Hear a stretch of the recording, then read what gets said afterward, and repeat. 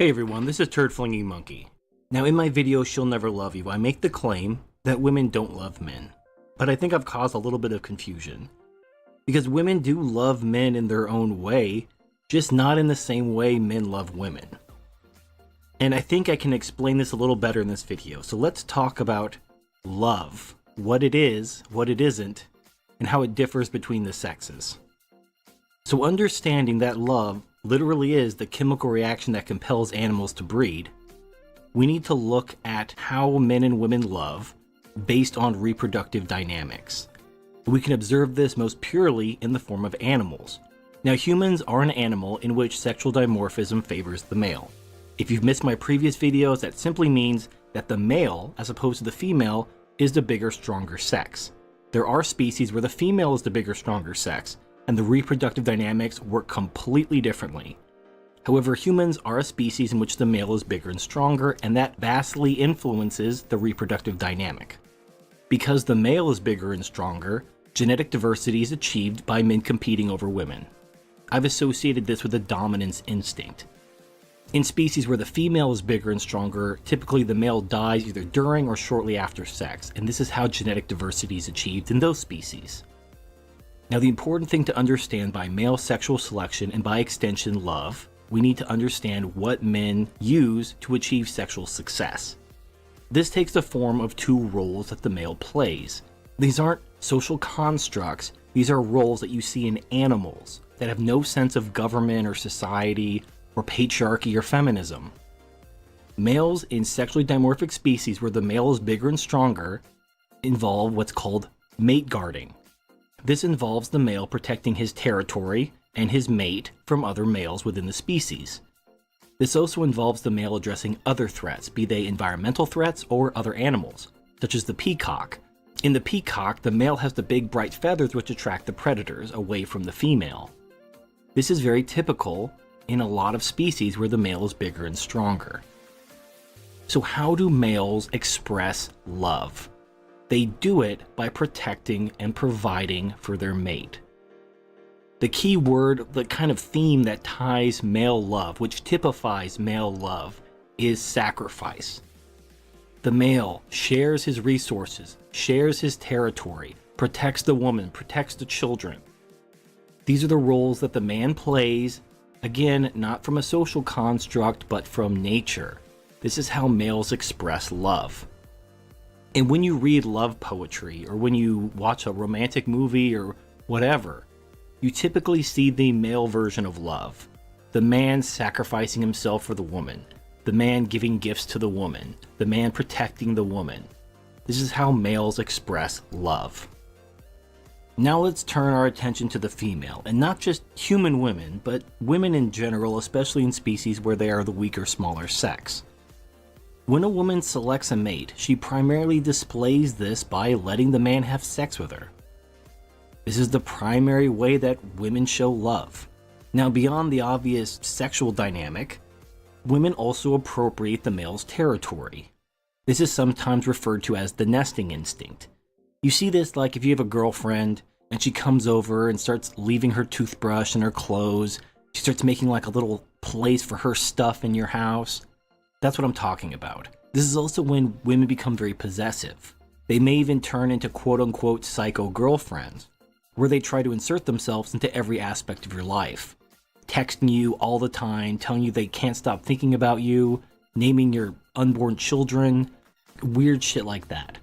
This is how women display their love. And the key theme to how women display their love is with their presence. Now, when a man is there for a woman, he's there to provide, to protect, and to sacrifice. When a woman is there for a man, she's blessing the man with her presence, but she's not actually doing anything. A woman's love is very passive. It's very selfish.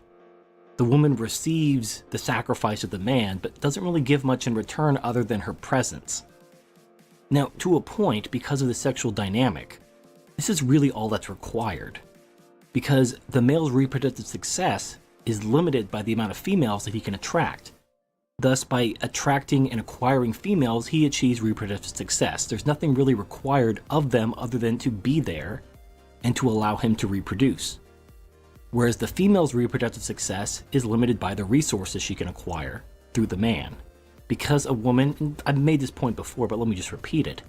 When a woman is pregnant, and I'm talking about animals, not just humans, when a female is pregnant, she is slow and she is vulnerable. She can't hunt for herself and she requires more calories. Thus, she needs the man to provide her with additional resources and to protect her from threats. This is an ingrained instinct. This is why women are attracted to resources or men who can provide resources, or at least utility. Now, it's important to recognize that the fact that men and women love differently, experience this emotion we call love in different ways and express it in different ways, doesn't make women evil.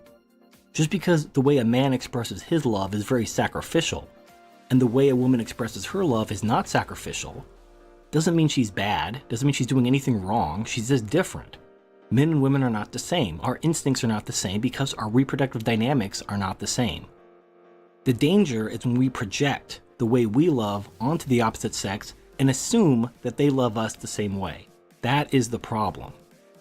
The problem is with men who provide and sacrifice for the person that they love, expect that person to sacrifice for them, and they don't. Then they feel disappointed and let down, like they were never loved at all.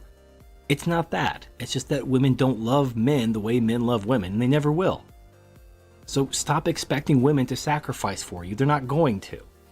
When the going gets tough, the women leave.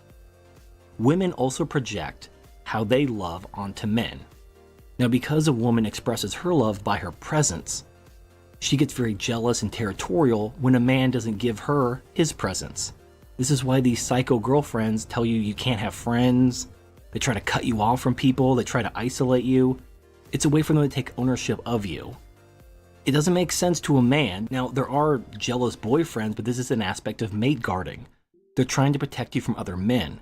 Even a jealous boyfriend doesn't care if you have female friends, whereas a jealous girlfriend, she will try to cut you off from everyone. Your female friends, your male friends, your family, it doesn't matter.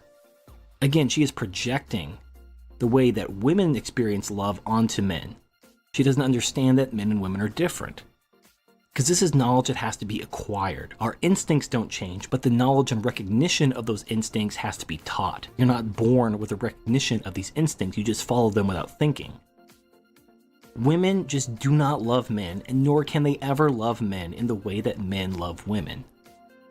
And nothing's going to change that. Women just don't sacrifice for men. They're not driven to, it's not part of their nature. Their primary role in this reproductive cycle is to be the recipient of resources on the part of the man in order to bring up children and keep the species going. That's why these instincts exist. But women aren't evil for being different. If anybody is evil, if we're going to apply those kinds of labels to anything, it should be the society that lies to men, that blinds them to the differences between the sexes, which creates this equivalency that teaches people that men and women are fundamentally interchangeable, when clearly they're not. The differences between the sexes are not just skin deep.